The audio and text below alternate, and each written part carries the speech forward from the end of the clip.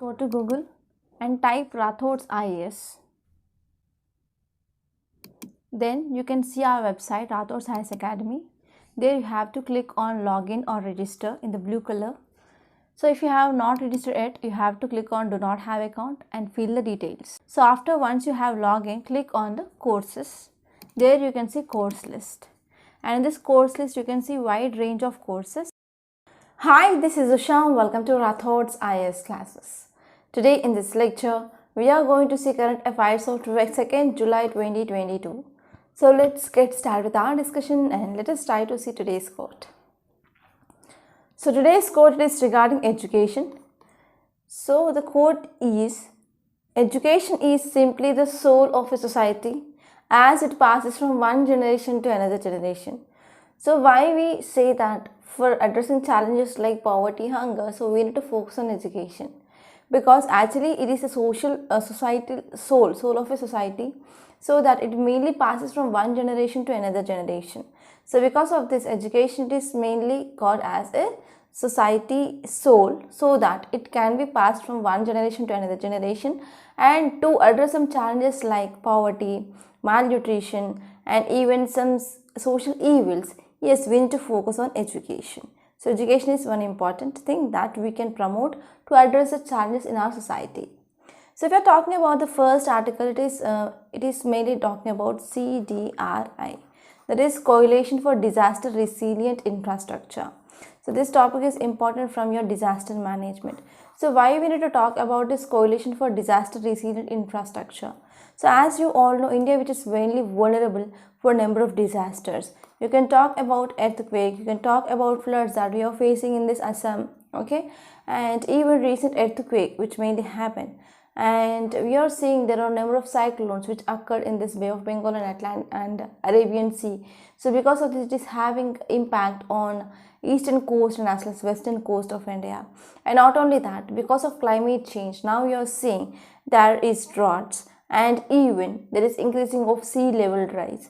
So there are a number of disasters, and recently we saw that especially old buildings, they will be collapsing. So in that time, so we need to have a proper disaster resilient infrastructure to decrease the impact of disaster.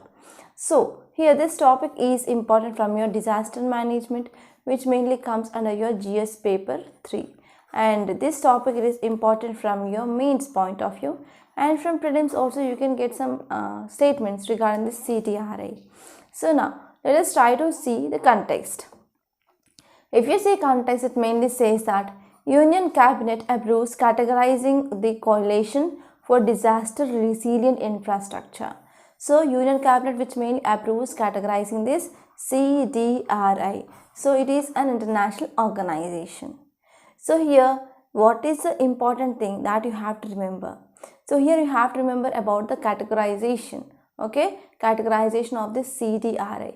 So you have to know what is the significance of this CDRI.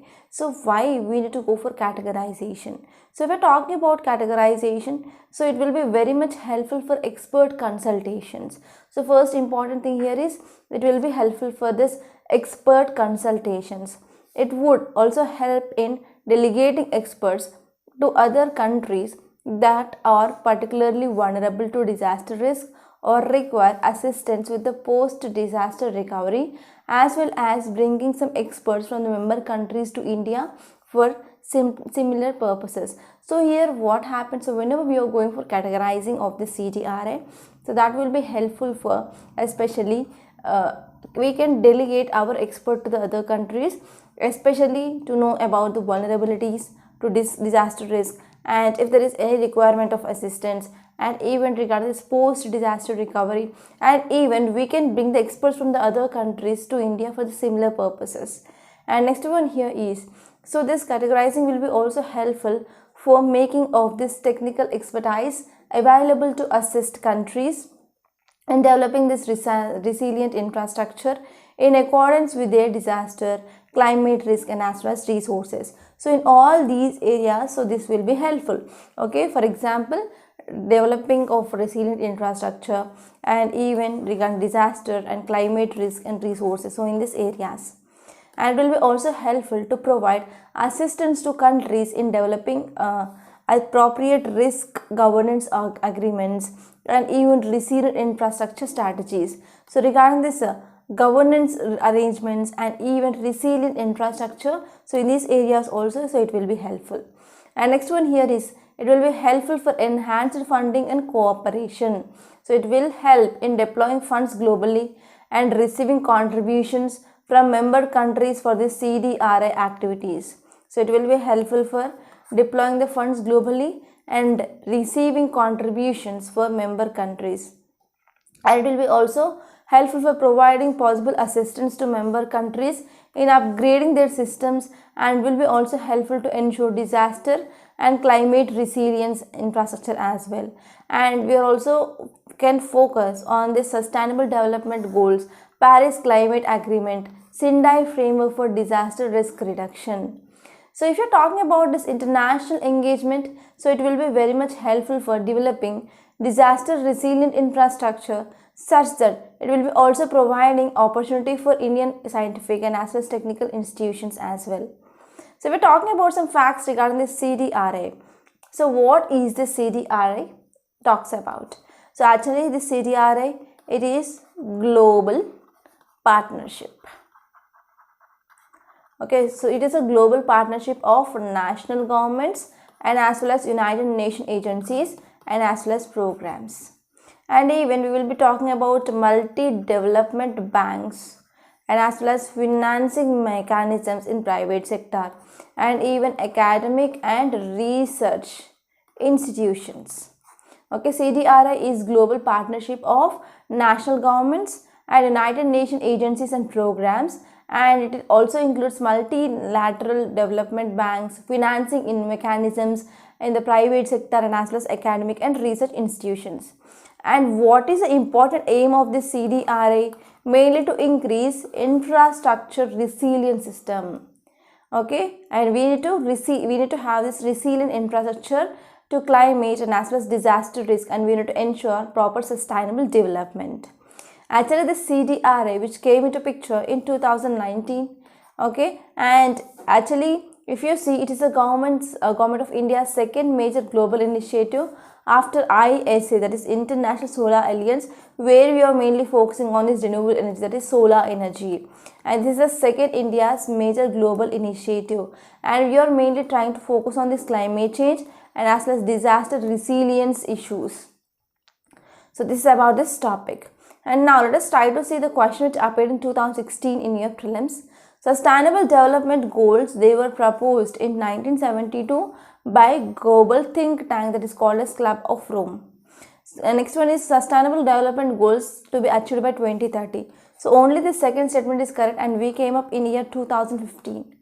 And now let us try to see next topic. It is about India-Tajikistan relations. So issues like water resource research, especially glacier monitoring, non-conventional energy, peaceful use of space technology, disaster management, they discussed between India and Tajikistan. So we are going to see this topic, and this topic is important from your IR point of view, which mainly comes under your GS paper 2. And this topic I collected from PIB. If you are talking about title, it mainly says that issues like water resources, research especially regarding this glacial monitoring, non-conventional energy, peaceful use of space technology, disaster management, they mainly discussed between India and Tajikistan. So if you see context, it mainly says that India's Minister for Science and Technology and Earth Sciences, they held a bilateral meeting with Minister for Energy and Water Resources of Republic of Tajikistan. So what happened recently? The meeting which mainly held between India and Tajikistan. So in this meet, Indian Minister for Science and Technology and Earth Sciences and Minister for Energy and Water Resource of Tajikistan, they mainly had bilateral meeting. So they mainly discussed about some important issues like water resource research, glacier monitoring, non-conventional energy, and peaceful use of space technology, disaster management. So these are some important areas they mainly had discussions.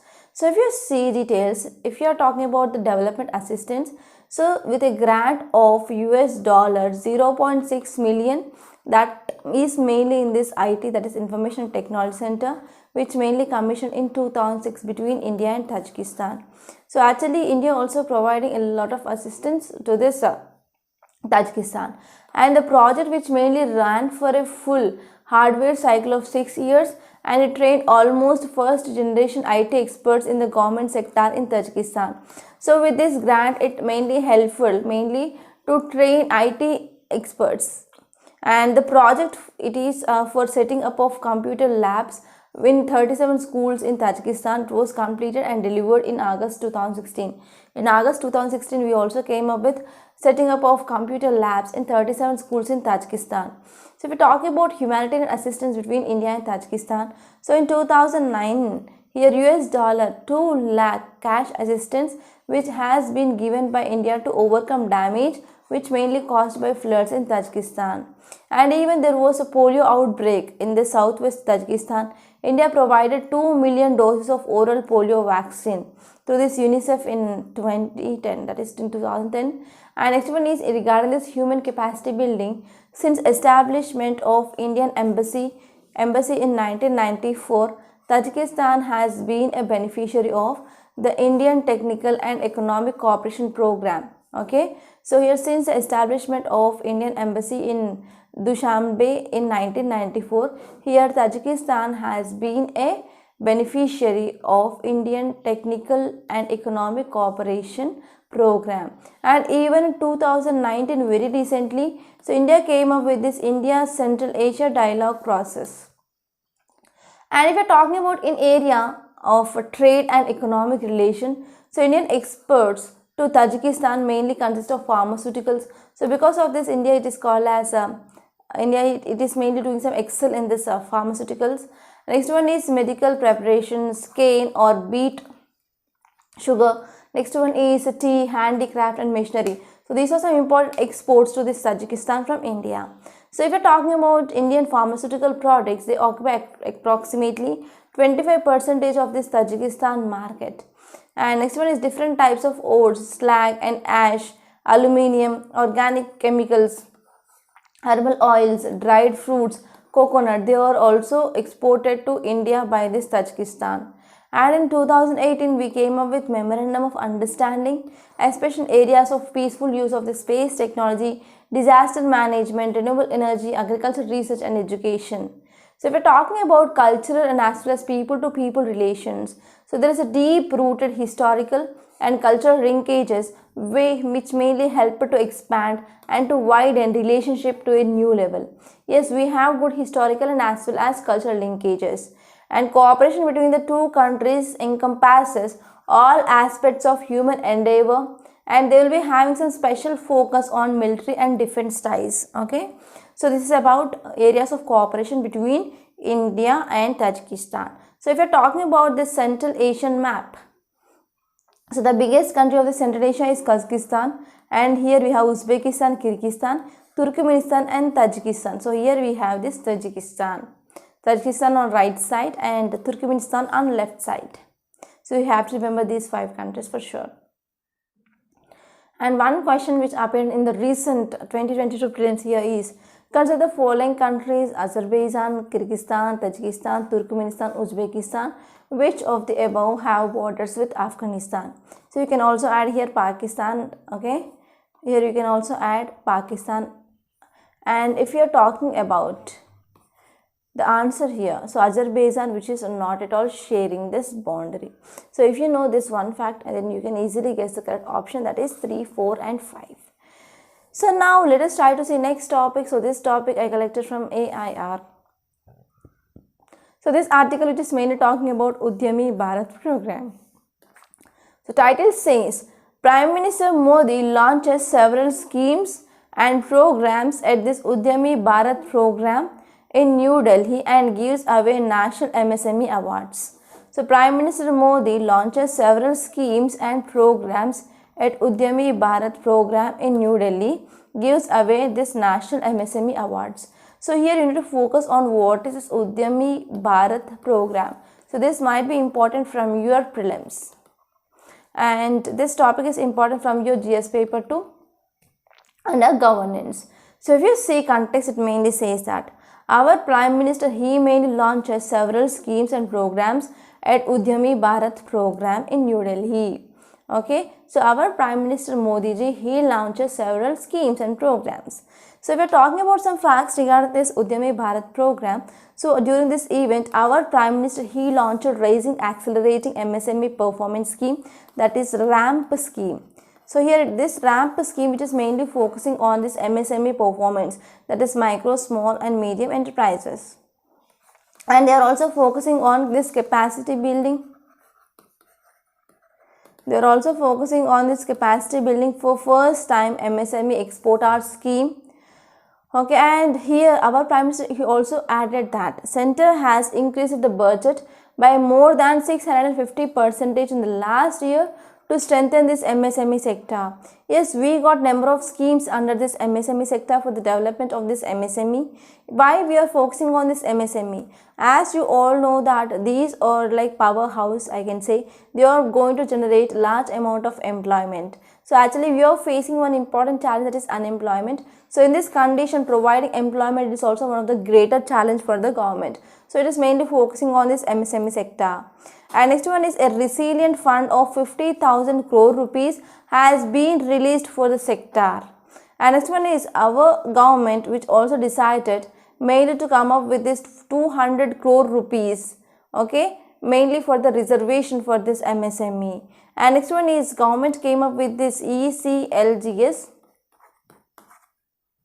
So what is this ECLGS? That is Emergency Credit Linked Guarantee Scheme for this MSMEs. So these are some important steps which are mainly taken by government for the upliftment of this MSME sector. So you have to know about what is the importance of this MSME sector, and you have to know recent updated definition of this MSME enterprises. So these are the two homeworks that I am giving you. So please try to do this homework and give me the details in the comment box. And now let us try to see next topic. It is regarding GST revenues. So GST revenues surpass rupees 1.44 lakh crore. Okay, so this article is very important from our economy point of view. So now let us try to see this topic, okay, in detail, and this topic which is important from your GS paper 3 point of view. So if you are talking about context, it mainly says that India recorded second highest monthly gross GST revenues. Okay, in month of June, it collected about 1.44 lakh crore, and actually this amount, which is 56% more when we are comparing with the last year. So here revenues mainly came from this goods, which mainly rose to 55%, and revenues from this government transaction import of services, which is accounting 56%. And if you are talking about details, it mainly says that here GST compensation cess collection, which also hit like 11,018 crore. Okay, so it is one of the highest since introduction of this GST 5 years ago. So we came up with this GST in 2017, and this year we are celebrating this 5th anniversary. And from the last 5 years of introduction of this GST, and this year we collected this GST compensation collection, which is more. Okay, and this is the 4th successive month where we are collecting this GST, which is crossed like 1.4 lakh crore.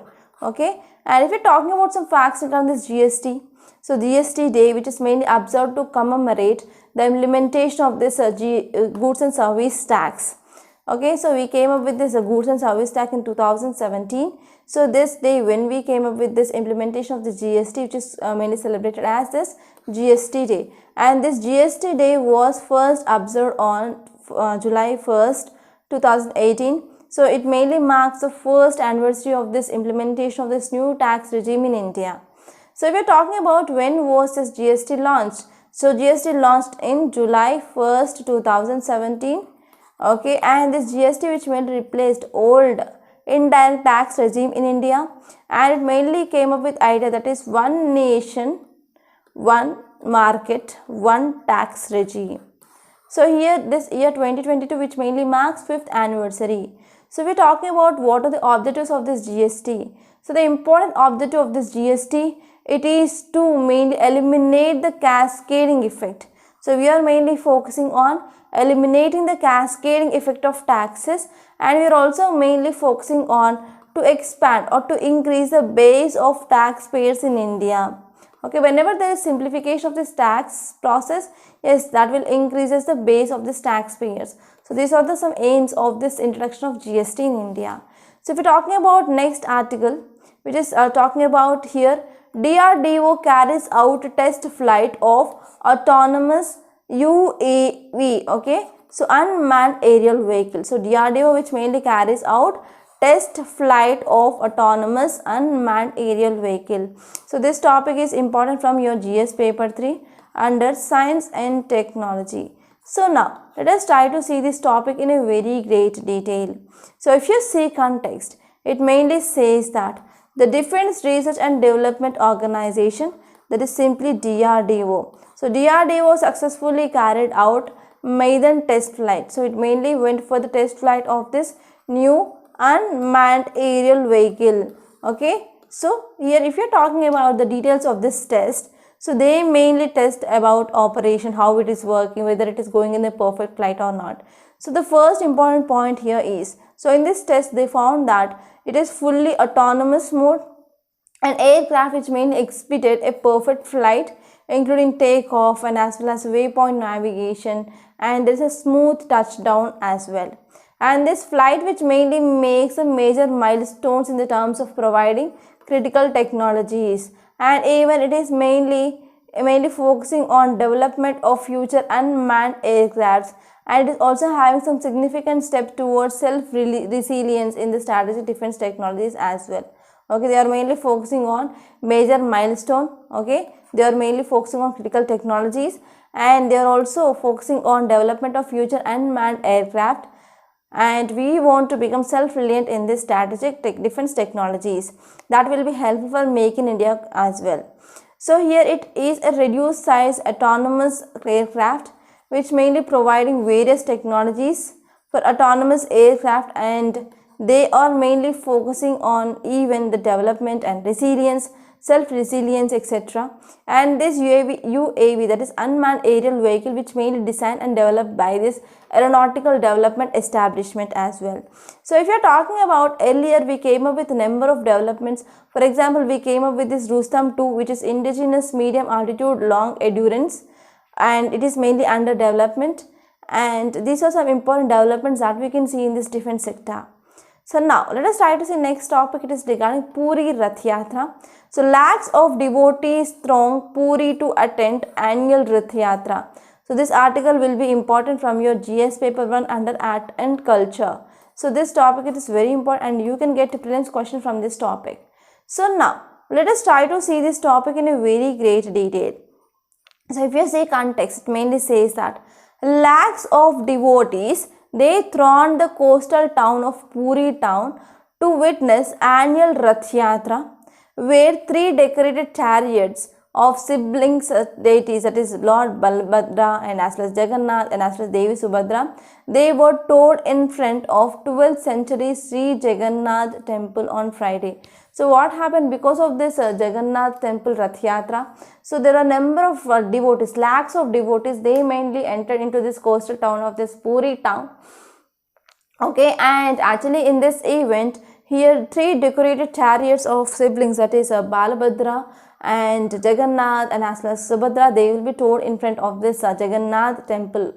So if you're talking about details, it mainly says that for the first time in 2 years, devotees, they turned up for this Rath Yatra at Puri as COVID-19 scare had forced the state government to organize annual festival restricting participation below 500 people including priests in 2020 and 2021.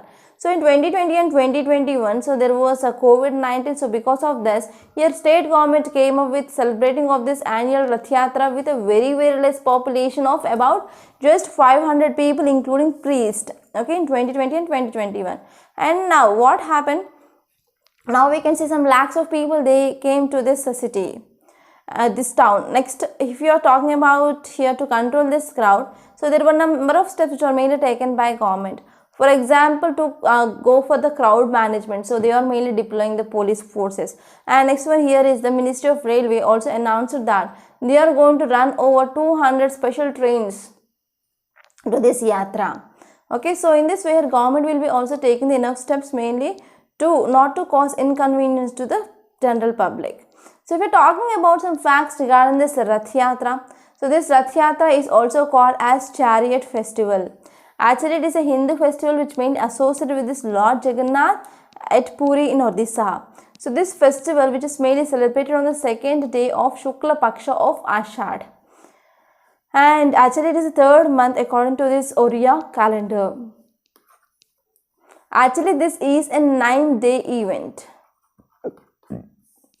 This is a 9-day event and it mainly marks the return of Lord Krishna to Vrindavan with his brother Balabhadra and sister Subhadra to Gudincha temple via Mausi Ma temple. It is a maternal aunt's home that is mainly present near this Sarda Bali Puri. So during this festival, 3 holy chariots, they were mainly carrying the idols of this Lord Jagannath and his brother Balbhadra and sister Subhadra. They are mainly pulled by thousands of devotees from India and abroad.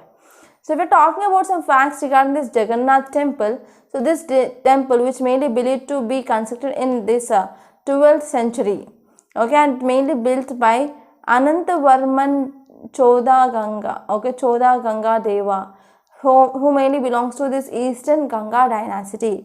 Actually, this Jagannath Puri temple, it was called as Yaminika Tirtha. So, why it is called as Yaminika Tirtha? Because here, according to this Hindu beliefs, the power of Yama, that is the god of death, has been nullified in Puri due to the presence of Lord Jagannath. So, because of this, it is called as Yamanika Tirtha. And this temple is also called as White Pagoda, and it is part of even Chardham pilgrimage, that is Badrinath, Dwaraka, Puri and Rameshwaram. And there are normally 4 gates that are mainly seen to the temple, that is eastern gate is called as Swingdwara, and next one is main gate with 2 encroaching lions. Next one is southern door is called as Ashwadwara, western is Vyagradwara and northern is Hastidwara. So there are 4 gates to the temple, you have to remember that.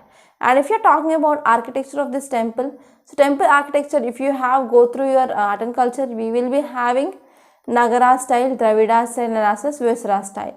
So Nagara style of temple architecture which is mainly seen in the northern India, Dravidian which is mainly seen in southern India, and western we can see in this middle, okay, middle or central India part.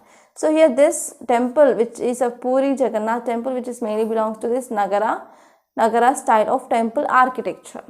And now let us try to see next topic, it is regarding reset mode. So actually this article which is mainly talking about recent GST council meet. So this article is important from your GS paper 3 under economy. So now let us try to see this topic in a very great detail. So if you are talking about context, it mainly says that recently 47 GST council meeting which was held in Chandigarh. In 2-day meeting, that is GST council recommended rate changes on certain items. These changes will be made effectively from this July 18, 2022. So here recently this 47 GST council meet which mainly held, and in this meet they mainly talked about some important changes in this GST regime. So if we are talking about this 47 GST council meet which mainly held in Chandigarh, so in this 2-day meet of this GST council which mainly recommended that the rate changes can also get some certain items. These changes will be made effective from this July 18, 2022. So what are the changes they are going to take? So that will be effective from this July 18, 2022. And the rate on job work which means associated with the manufacturing of leather goods and footwear has been increased to 12%.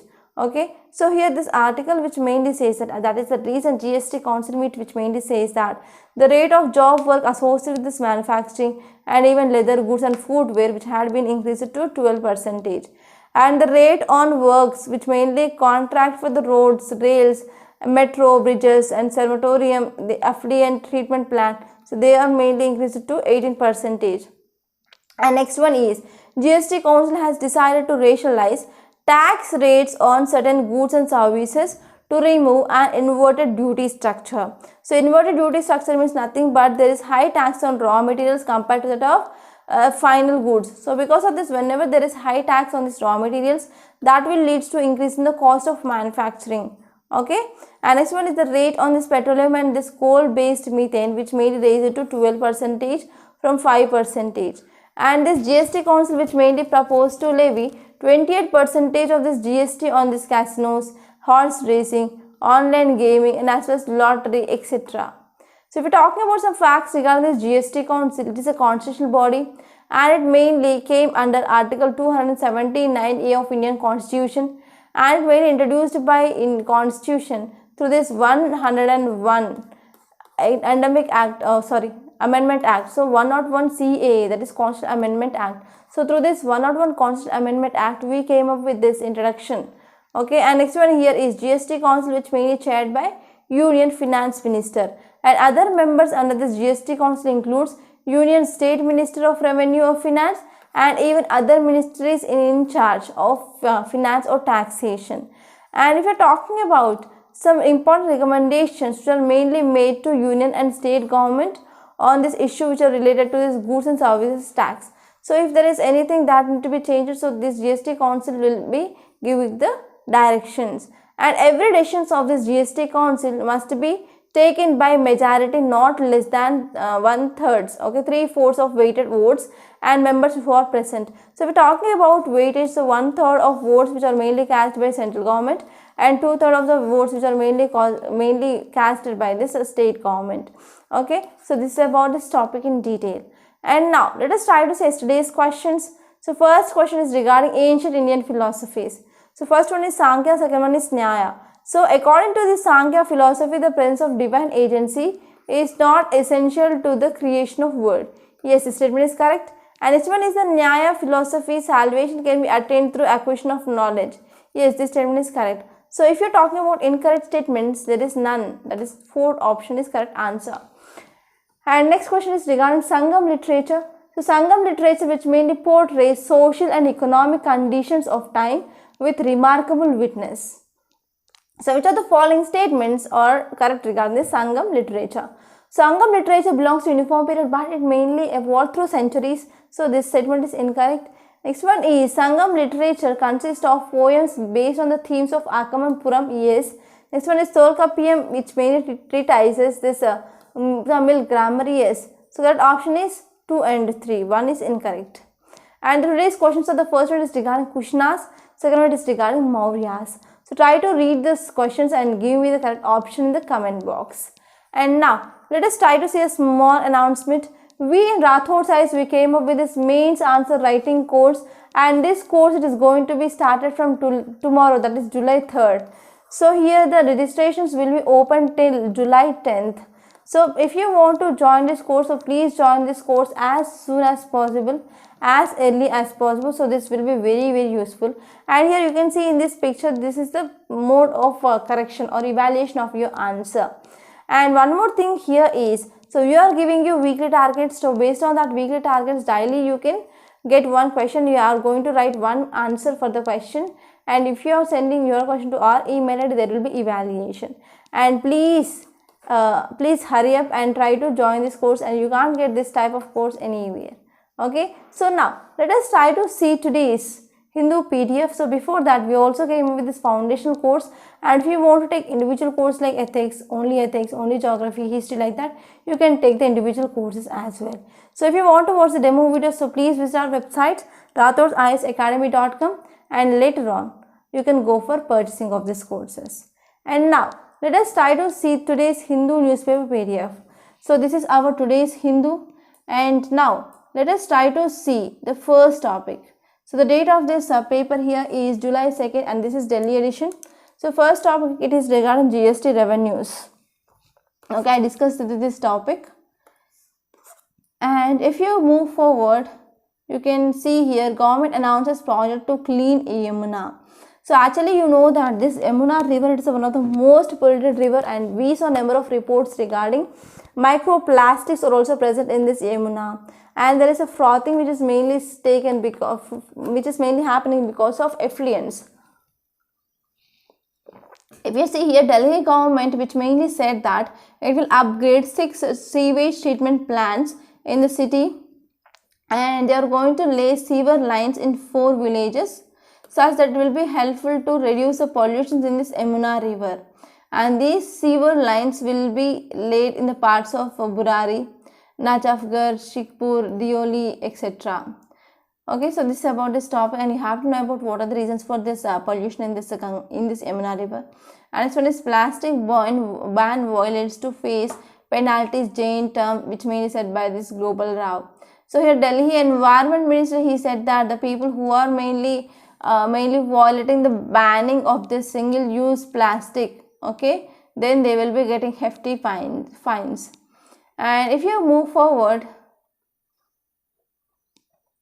you can see this editorial page. So in this editorial page, so most of the articles are political articles. So I discussed about this GST, and here there's one article which is also important regarding this totalitarianism and as well as republic. So you have to know what is the meaning of this totalitarianism, and as well as you have to know about the public needs. So that's it. And if you move forward, here in this news page, in this 8th page, there is nothing much important. In this 9th page, you can see sedition law should go. It is mainly said by Sinha. So here you have to know about what is the sedition law. So which is the article which is mainly talking about this sedition law. Okay, so this is very important. And if you move forward, here DRDO carries out test flight of autonomous UAV. I discussed this topic. And if you move forward, here India's nuclear policy reflects the past ideology. So here you have to know about what is this India's nuclear policy. So here National Human Rights Commission chairperson, okay, he mainly said that India's policy of nuclear weapons was a manifestation of past ideology. So here we are mainly talking to address the last day conference of this human rights in Indian philosophy. So here what happened? So here the Justice Mishra, he said that Indian civilization ethos, they were mainly based with the power of assimilation, and there are different ideas and different faith they are living together, and different culture, okay, we are mainly trying to impose, so which may amount to the violation of this human rights. So whenever there is mainly with the force, whenever we want to impose some ideas, some faith in other people, means that will lead to violation of human rights. So this is the thing which mainly said. Okay, and now if you move forward, you can see India asked Pakistan to release 536 officials held in custody. So actually what happened regarding the Sri Lanka and India, and as well as Pakistan and India, so we have one issue which will be always seen in news, that is fishermen issue. So here this article says that here India which mainly asked Pakistan to release 536 fishermen, they are mainly present in the custody. Okay, so this is about this topic. And if you move forward in this 10th page, you can see articles, that is India is a world's pharmacy. So here health ministry, he mainly said that India, it is a world's pharmacy. As you all know, pharmacopoeia is very, very important to develop Swasthya and Samruddh Bharat.